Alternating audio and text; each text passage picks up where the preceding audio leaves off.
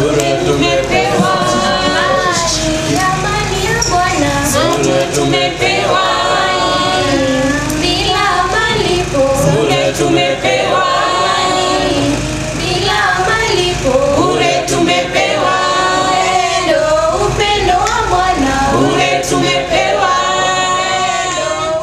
Eldoret Town is one of the major towns in the expansive Rift Valley province.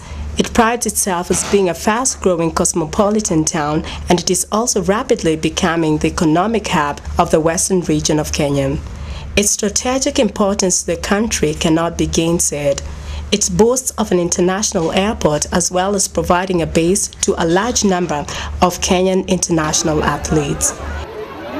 The shameful post-election violence which rocked the country in December of 2007 was prominent in the town and served to undermine Eldoret's newfound status. Many people lost their lives, many others were maimed, property worth millions of shillings was destroyed, and many people became internally displaced refugees. A very sad and unfortunate incident at the height of the violence was the torching of the KAG church at Kemba, in which 35 people, mainly women and children, were burned alive as they sought refuge at the church against marauding youths. The survivors of this recount the horrors. This woman relieves the experience. Mara ya mwisho nilisikia firimbi ikilia. Wakati nilistuka nikatoka nje. Na nikaona kabisa watu wanatoka upande ule wa juu wanakimbia. Kwa hivyo nikakimbia kwa sababu watoto wangu pia walikuwa hapa kanisani. Nikakimbia kuchukua watoto tayari walikuwa wamefika. Tukakimbia ndani ya kanisa mimi na watoto wangu wawili. Kwa hivyo nilikuwa upande ule nikaingia kwa ofisi ya pastor uko ndani. Na watu wakaingia wakajaa kwa kanisa ndani, wa mama na watoto. Unakimbilia amani. Wamama na watoto ndio walikuwa wamejaa ndani ya kanisa. Sasa tukiwa mule ndani tulikuwa tunafikiria watapigana tu alafu waende. Lakini kwa muda mfupi nikasikia mimi mwenyewe sikuona moto ikiwaka kwa sababu nilikuwa mule ndani kabisa. The church, now a cemetery, stands as a stark reminder of how a people who have lived together for many years can turn on each other, kill and destroy. The devastating effects of this shameful event on Kenyan soil will forever remain in the hearts of these children. Shosho yangu alikuwa anaitwa Naomi Ngendo, na alikuwa amezeeka, lakini si sana. Bila kanisa waniweza kuchoma. Shosho yangu hakuweza kutoka, hata mimi nilikia kwa dirisha mpaka nikaumia. Ndio tukaendanga paka kwa Thedro, ndio tukatokanga huko, tukaenda paka Rivaru. Na sasa tumerudi makwetu na tusema ni asante, amani ikaweza kukua. Nabariki sasa kwa jina la Baba na Mwana na Mtakatifu. Amen. Mbarikiwe wote. We can only pray that our good Lord will help heal the wounds and wipe away the tears. Many peace initiatives were established to promote peaceful coexistence among the different communities residing in the town. Indeed, calmness and sanity was substantially restored in the town, and normal life and business resumed.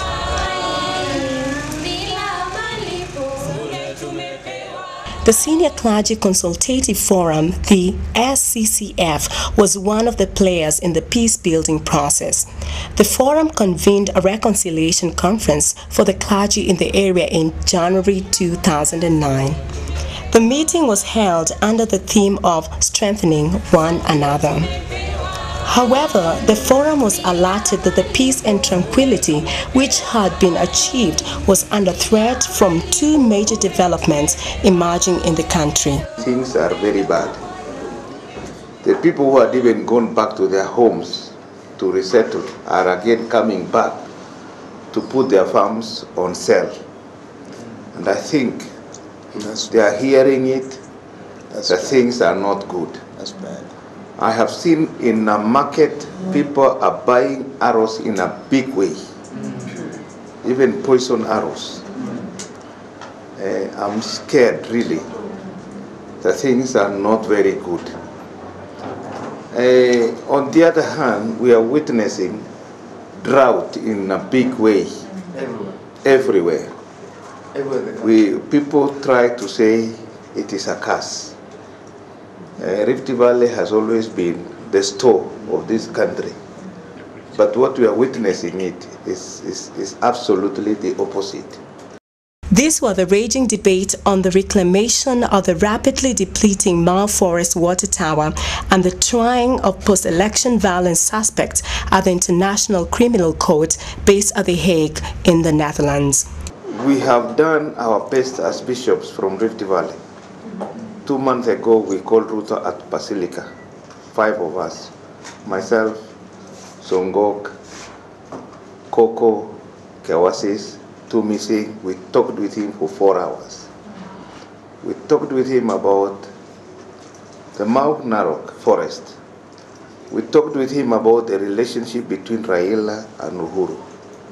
Is there a way you can bring up these people to Rift Valley? He was very categorical. He says that Parliament at the moment is so polarized that you cannot even get through. Political temperatures in the country went a notch higher when talks of local communities arming themselves to respond to the consequences of these two issues became rife in the country. The clergy in the area sent out an SOS to the forum urging it to convene another peace-building mission in order to meet with the brethren, encourage them, fellowship together, and remind them to fight on in the ministry of reconciliation. The theme of the Eldoret II Peace Mission was, "Blessed are the peacemakers, for they shall be called sons of God," and it was based on Matthew chapter 5, verse 9. One of the serious consequences of the post-election violence was the issue of the internally displaced persons, commonly referred to as IDPs. This thorny issue has persistently hit the headlines as the government has been slow in fully resolving the matter by resettling the refugees. Upon arrival in Eldoret, members of the SCCF immediately embarked on a series of meetings in the town. They firstly made courtesy calls with the district commissioners of the 3 districts in the town, namely Warang, Eldoret West, and Eldoret East. The district commissioners informed the forum members the efforts the government of Kenya has undertaken to bring and sustain peace as well as development in the area. It is so much about how we approach the future, and my passionate appeal to the church leaders is that the way they have shown a very high level of our commitment, spending energy and time talking to our people, preaching peace. Let we do it more and more. Despite these noble efforts of government to deal with the issues of IDPs, plenty of challenges exist. Housing for the IDPs is a major challenge. The tents were designed to last only 6 months, yet most of the IDPs have huddled inside the tents for close to 2 years. It has taken more than almost 2 years. The government is silent. In fact, they are singing a song of IDPs, but no action. So as a church, I recommend that let the government take this issue as a priority. Some of the IDPs had already sold their original land even before efforts to resettle them were finalized. This meant that the government could not compensate them for the loss of their land. So one thing I did not mention, that the people who are in the camp, some of them, like in Ngaro, we just found out some of them have already sold their land. They didn't sell it now, they sold it early in the year because they were not sure. They have already sold their land, they cannot go back. Some have leased for 3 years, so their stay there is waiting for the compensation.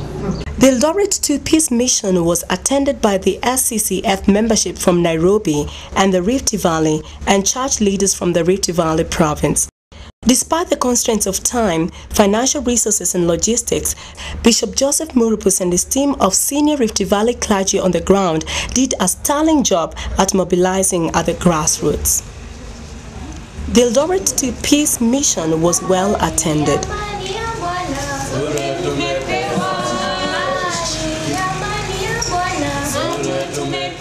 For the clergy to be able to do the work of healing and reconciliation as shepherds of the people of God, they must come out from their tribal cocoons, familial ties, political affiliations, regional cultures, etc., physically and spiritually, and acquire the culture, the nature, and the mind of Christ. This is the only way they will have something to offer to those who are hurting and seeking for healing. They must therefore repent of the sin of the church and the nation and seek the face of the Lord. Only then can the Church of Christ reclaim her place as a healing, uniting, prophetic voice.